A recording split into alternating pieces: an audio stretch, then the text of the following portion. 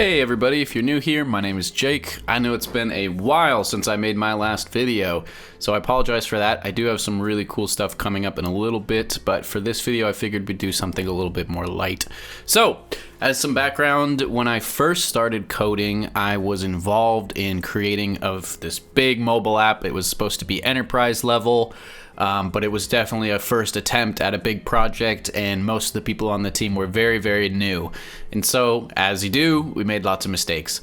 But I still love this project, and I still remember it and think about it when I'm architecting and building things now. So, as part of that, I think it'd be fun to go back in time with everything I know now, back to when we made that product, and if I was to pitch that project style to the people of 2024. And so, that's what this video is going to be about. And I'm going to call the new framework MORON JS. So, let's get started. So, what makes MORON JS so great? Well, it's a framework that doesn't use frameworks. So, we're not going to use Angular or React or any of that. And this is going to be our sample project here. So, we have this beautiful page with our awesome logo. We have these different flash drives, and this is sort of a web front where somebody would be selling their products. So unfortunately the search icon doesn't work. I didn't put a lot of effort into this, as you can tell, but you can click on these and get details on the description of an item. You can add things to your cart by clicking the buy button. We get this toast icon. And you can view your cart by clicking the cart icon in the top right, where we get a readout and this incorrect price. If you change the quantity, it does dynamically change the price to match the price of the quantity of items in your cart. So as you can see here, it doesn't look fantastic, but you are seeing a lot of things that you would come to expect in a modern JS web framework. So we've got routing. We've got binding of data, and we've got some sort of database set up here to pull data down to our front end. And so yeah, there's just a lot of stuff here that, while not incredibly impressive looking, you would kind of assume is going to be coming from a web framework. So let's get into how we achieve this. So first of all, this is just a basic Express app that I've generated, and all of the actual code is going to live inside of this public folder, because MORON JS is completely static. Everything we're going to do is just static files.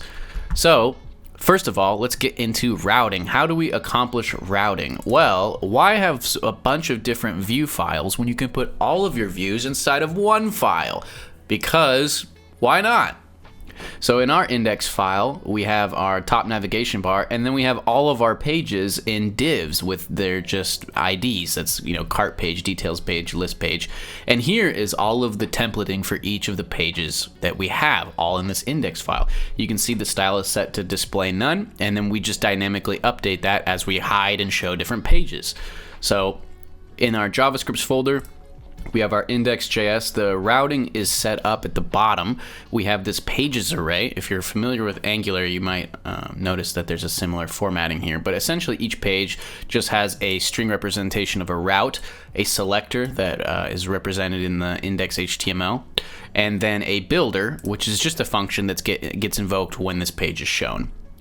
Next, we have a navigate function that would take in the route ID. And what it does is simply hide all of the pages that we don't want to see and display the page that we do want to see. Additionally, if there's any data passed into this function, it gets passed along to the builder function. And we use the window history API to push the state of the route on.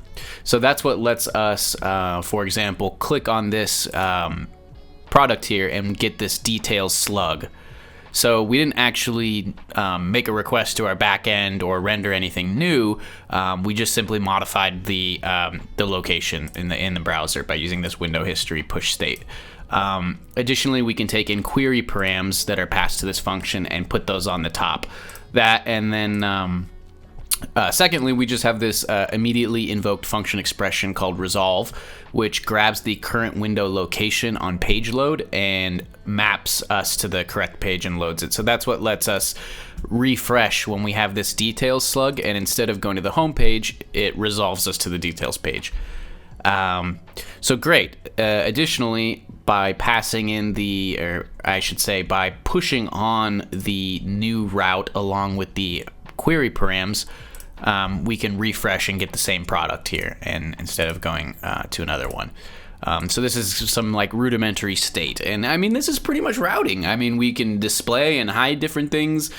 We can pass our data directly to the builder function that's constructing the page, or we can pass data through the query parameters, and either of those are completely fine. That's very, very simplistic routing for our needs. And for example, as I've been using, when you click on this product, we set the ID parameter in the top, and the builder function for the details is build details, and here we just pull down the URL search params and hash out the ID, and then that's how we display the correct product. So that's routing in a nutshell in Moron JS. Awesome. So what else can we do in Moron JS? Okay, well, we're actually going to need to bind things. We're going to need to bind for events, for data, so on and so forth. How are we going to accomplish that? Well, we don't have React or Angular or any of those things. We don't have use effect or so on and so forth. So this is an old script I wrote called Atom, and it is basically just aliases for the DOM API, because I get bored writing document.createElement. I get bored writing document.getElement by ID a million times in a row. So essentially, Atom is going to just be an alias for grabbing different elements and binding inputs and different events to them. So it's called Atom, or a DOM, because it's a DOM manipulation script, and because it's Atom because it's the progenitor of our Moron JS framework. So inside of our index file, so for example, we can just use a DOM to grab different elements and then manipulate their properties, and more relevant to what we want to do is bind different events. So here, the details back button I capture with the ADOM-L function, and then we just bind the click event to our navigate function, which we just discussed in the routing. So that navigates us back to the list page. So this back to list up here, when we click that, it will navigate us back. And that's it. That's binding. Another example would be here, when we add things to our cart. We have some binding going on the cart page. These inputs here are bound to a function that calculates the price and updates this total. So if I start increasing the quantity here, we see that the total here has been changed. So that's another binding event on the cart page.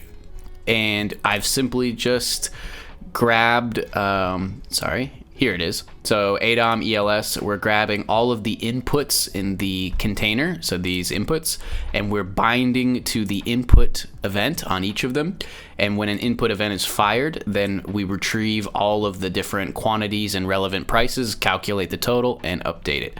So, I mean, this is something you would see in most of these frameworks and things like that. It would be done similar, well, at least in Angular, it would be done similarly, because that's what I'm familiar with. We would probably bind an event to the input, and on change, it would do this calculation. So, I mean, yeah, this is uglier, but it's kind of achieving something similar, right?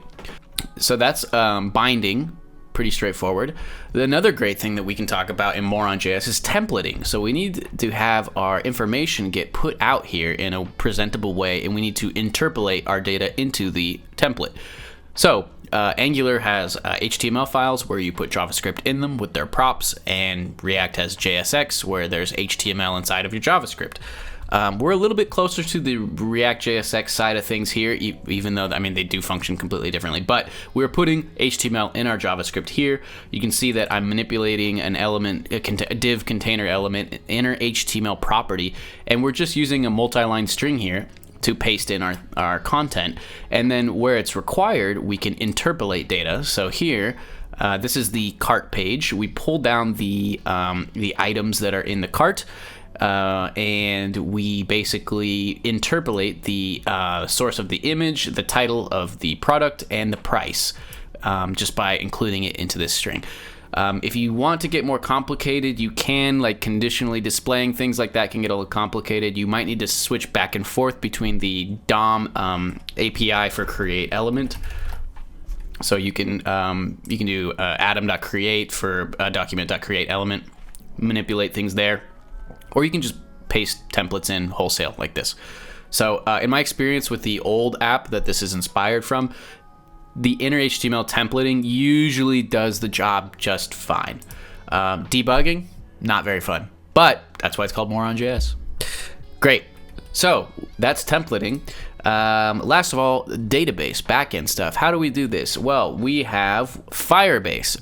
Firebase is a backend as a service. It allows us to directly access our data, which these products are all in this Firebase Firestore, and we can read it directly from our front end and display it. And that's in fact how I'm doing this here, and it's a real-time database. So for example, on our details page, if I want to take a look at this Data Traveler 80M, right, we have it listed as $47.99. I'm going to go into the Firestore on this other page, and I'm going to change that price, and we're going to change it to $101. And as I click update, wow, real-time updates. Isn't that crazy? So you can see that we have quite a bit of functionality for this little moronic framework here. And just like how we have a no real front end, now we have no real back end. So this kind of completes the Ouroboros of insanity. And if we really wanted to get kind of technical about it, you can run Firebase Functions, which is sort of like a backend as a service, serverless functions thing, if we want to do authentication or protected logic and things like that. But this is really fine for what we're trying to do, which is client access to our database without having to call APIs and all this other nonsense, because they have this great SDK they allow us to use. So that's really it. That's the pitch for Moron JS. We talked about routing, we talked about binding, we talked about templating, we talked about backend access or API access. And I mean, these are really the brick and mortar of putting together your own little moronic website, a little web app. So that's the pitch. Ta-da! Now, okay, getting serious. This was a really fun project. I really do look back on those times really fondly. But I think the point here really is to use the right tool for the job. And most of the time, a web framework is the right tool for the job. There's a million of them, different weights and capabilities, and priorities. But most of the time, really, the correct choice is to use a web framework. But it's not always the right choice. It's just most of the time the right choice. And so I think it's a good lesson for people to remember that you can achieve a lot of the functionality of a web framework by yourself with very minimal code, if you're familiar with the DOM API and JavaScript vanilla. So it should never be off the table. It should just be an option that as an engineer you decide if it makes sense for you. Like, I don't know, for example, maybe you just have a landing page for a company and at the very bottom it just has a contact form and that's all you need. Maybe you could consider it then. But again, use the right tool for the job. That's kind of the takeaway from this. I had a lot of fun doing this because it's really fun to use these APIs and this stuff again. And yeah, that's about it. Thanks.